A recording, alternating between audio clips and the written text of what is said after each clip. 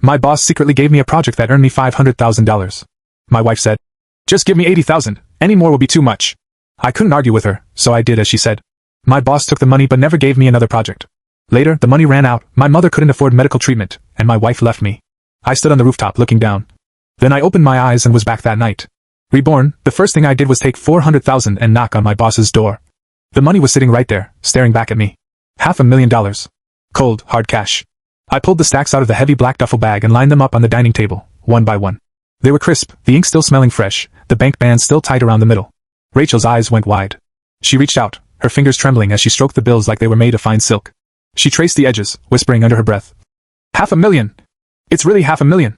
It was a side project Jim Garrity handed me, I said, my voice sounding distant even to my own ears. An off-the-books subcontract. She snapped her head up, her eyes gleaming with a predatory light. So, this is all ours? Technically. I paused, feeling the familiar weight of her expectations pressing down on my chest. Technically, I need to give Jim his cut. His cut? Her voice sharpened instantly. How much? For $400,000. It's the first one, Rachel. I felt the sweat prickling at my hairline. I knew the rules of the game, even if she didn't. That's how this works. He gave me the lead, he handled the internal politics. Without him, I'm nothing. You're out of your mind. She slammed her hand onto the table, making the stacks of cash jump. $400,000? For what? You did the work, Mark. You're telling me Jim Garrity gets nearly the whole pot just for opening his mouth? Have you lost your damn mind? I knew this was coming.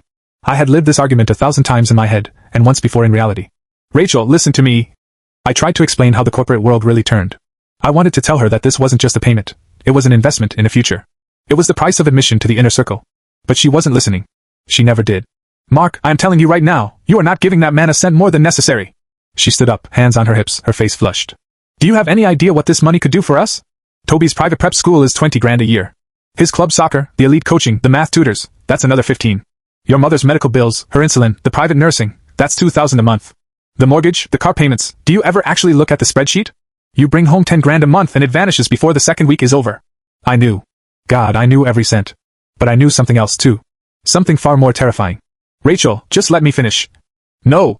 Her eyes welled up, her voice cracking into that practiced sob that used to break my heart. I've been with you for 8 years, Mark.